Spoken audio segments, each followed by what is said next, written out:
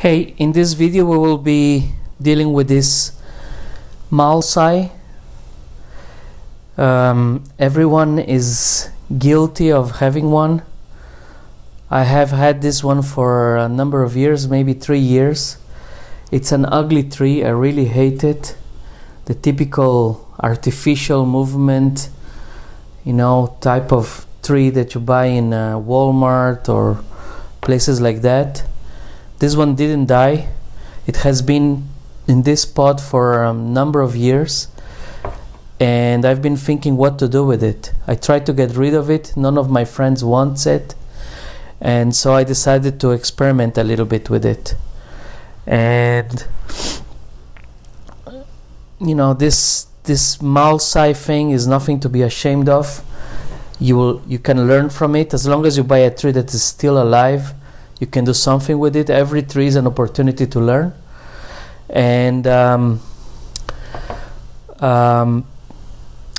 this tree, of course, came in one of those pots with the glued rocks on top. But as soon as I got it, I immediately repotted it. I removed all the soil that was there. That is not very good soil. And it's been in this pot for a number of years, I think maybe 3 years, as I mentioned. Now, I'm not entirely sure if I should use this pot again or this Gary Adams pot, which has this very beautiful detail here. Let me remove the price from it.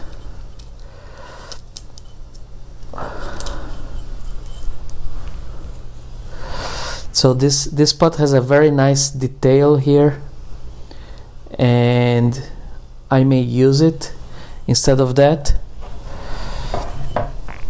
And the idea that I have for this tree is to use this as a base somehow. So either this pot or this pot, and perhaps slightly playing with the angle a little bit to try to minimize the viewer's impression of this ugly front. I could go further semi-cascade style, and of course my first instinct with deciduous trees is to try to make them look like a deciduous tree, so not look like a pine. But if we look at the work, for example, of Robert Stevens in Southeast Asia, they use a lot of species that are not conifers and create very beautiful cascades and semi-cascades.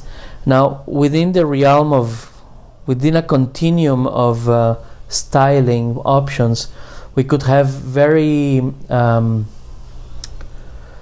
naturalistic trees on one end, and on the other end very abstract or artsy designs. I can think of, for example, the junipers. Although junipers can grow into trees, and I see many of them here, most often they are bushes, and when you look at the junipers with a lot of dead wood and all that, it's more of an art piece than an actual representation of a tree in the wild. Although people will say, hey, look at this one, I found one like this in nature. For sure there are, but the majority of what you see with junipers, the Kimura masterpieces, or with the pines, this don't really represent trees in nature, let alone the very plastic ones with extremely manicured lines or the Japanese style. Now, style is something that is personal and should not be an issue of contention, but I feel that I have the freedom, even if this is a deciduous, to play with it. So this being a Ligustrum chinensis, being in very serious need for a repot, I will repot it today. I'll play with the angle a little bit, perhaps going like this, not entirely sure.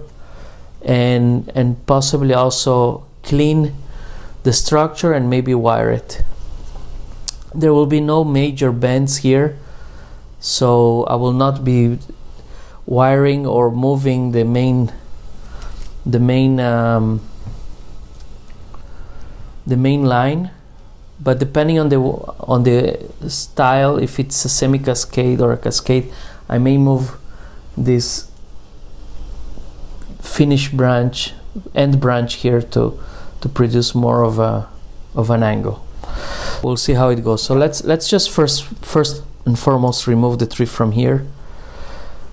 I use in pots with a single hole, I put a piece of wire, and the anchoring wire for the tree gets wrapped on this wire here, like that. It's very well fixed. There are other people that do differently, but it's okay. There are many ways to do things in bonsai. So let's remove the tree from here.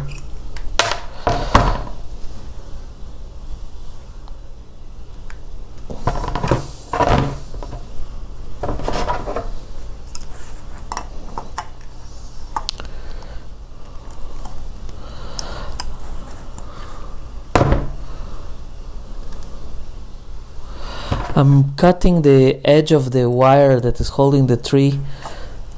The tip is bent, but now it's on a flat edge, so now when I pull the tree, and it's obviously very well stuck inside, when I pull the tree will not be dragged down by the... So now I'm using my equivalent of a kuma, which is in my case a tool for cutting carpets, and I just am trying to create sort of a space between the roots and the edge of the container, and it's extremely tight.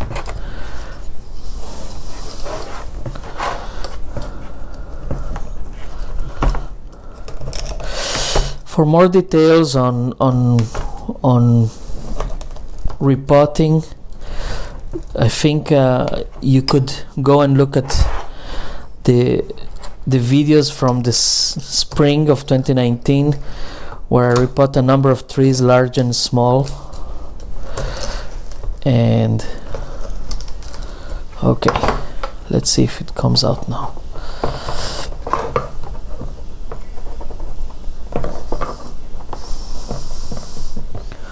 Wow, this is... I feel that there might be roots also holding... Okay.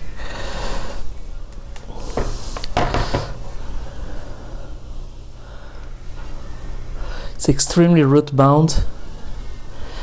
I will have to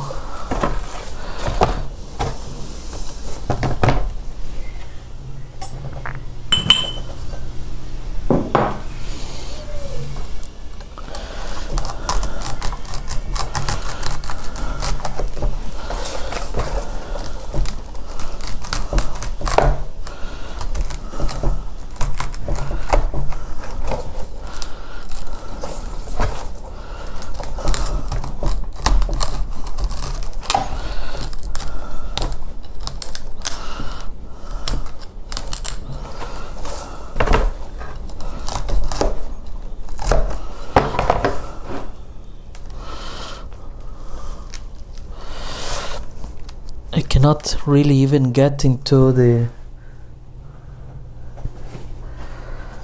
I cannot really get into the drainage mesh here.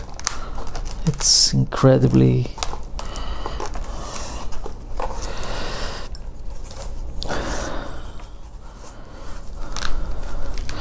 I've been having incredible trouble with watering this tree for the last for a number of for some time, and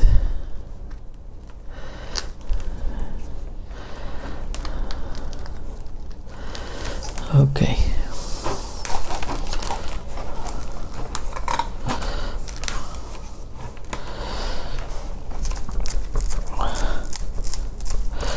So I'm doing some initial cosmetic touches on the surface. This is possibly the most root bound, pot bound tree I've dealt with recently, but it will be okay. I'm doing some basic scratching around on the surface and trying to find where the aluminum wire that is holding this tree in place, that is embedded here, gets into the surface.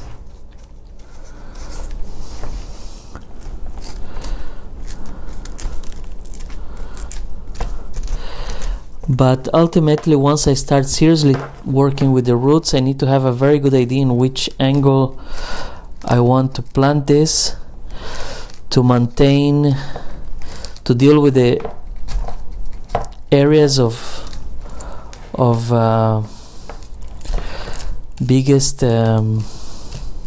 limitations for the areas that I will need to cut more drastically, and therefore will leave other areas untouched.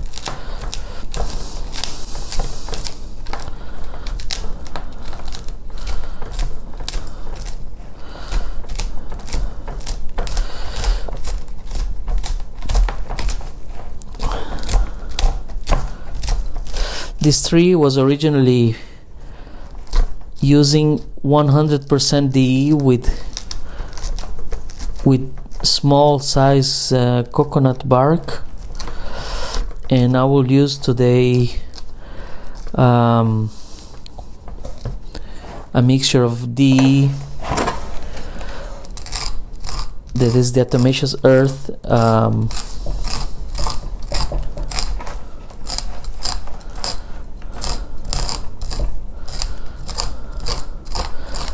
Bonsai, and pumice.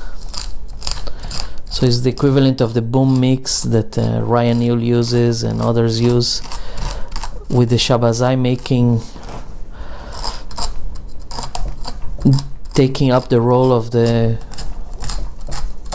akadama, the DE taking the role of lava, but with an additional very high CE, and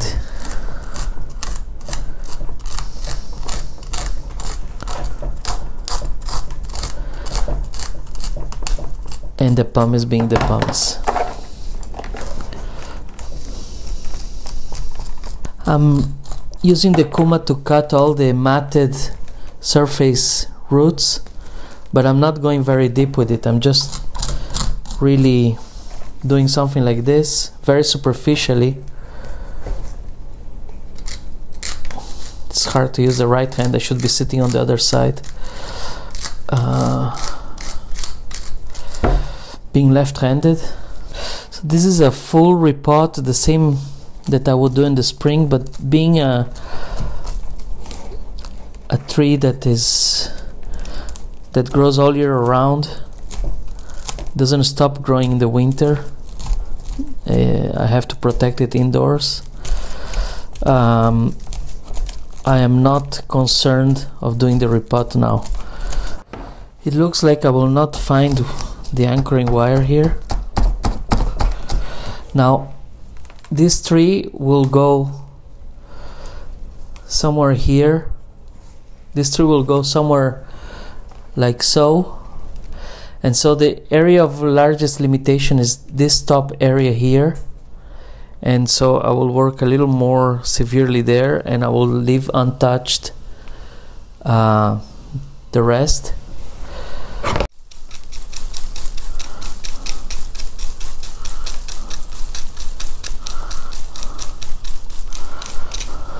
I'm holding my chopstick with my finger as a stopper, so it cannot go much in any deeper than the depth that I set with my hand, so I don't cause any more damage than I want to.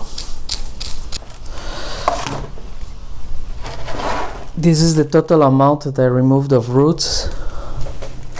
It's quite a bit. Roots and old substrate. And now I will start looking into the pot and deciding if I need to remove more or not.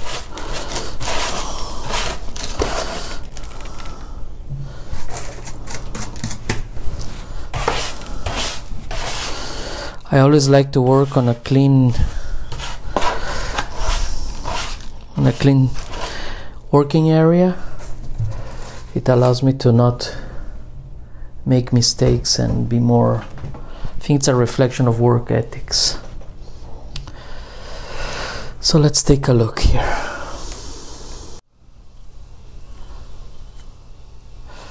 I feel in all cases I'm taking advantage of the indentation here on this edge.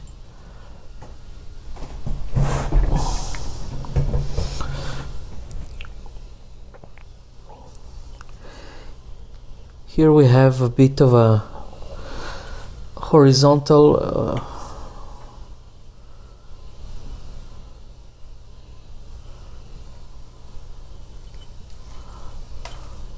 definitely not like this.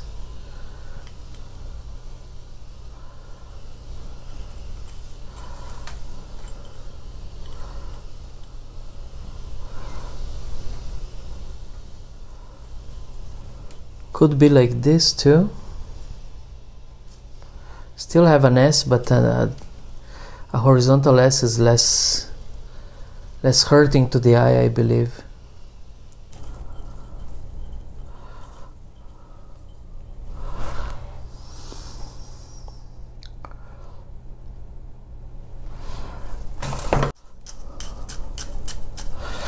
When I use my chopstick, the chopstick has a flat edge and a curved edge.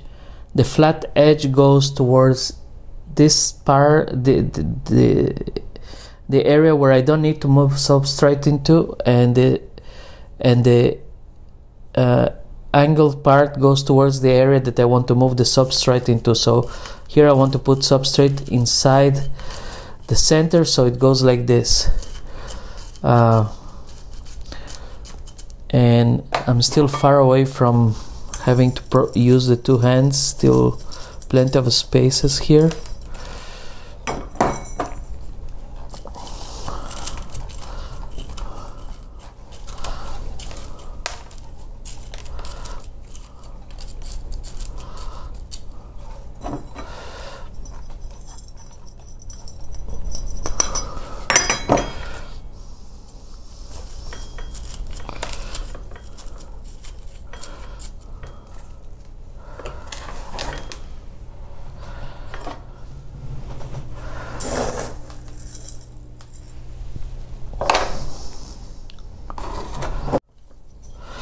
When I can, I put a little bit of substrate and then some roots and then some more substrate to sort of sandwich roots, substrate. I don't put all the roots in one spot and then cover with substrate, so that the roots are surrounded by substrate and not by other roots. As you can see, about half of the root mass is above the surface, but that's okay. I will cover this with sphagnum moss, and moss will grow on it, and these roots will eventually migrate down or die and be replaced by roots on the pot proper, and eventually we'll be able to slice off this top, but not for now. So it's very well compacted. I didn't used to use any tool. I didn't need to use any tool to compact the soil. Simply the proper chopsticking is enough. I use my chopstick to fold the sphagnum moss onto the edges like this, and if necessary we can use wire staples to hold the sphagnum moss around the surface.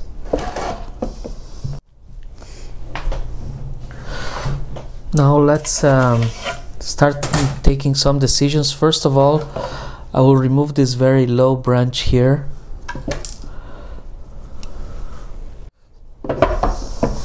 Good.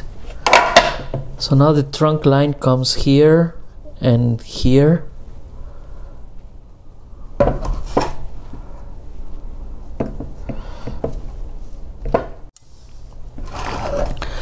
I want to bend this continuation of the trunk down lower here, and so I will hook the wire here and come here. I cut too big of a piece, but it's okay.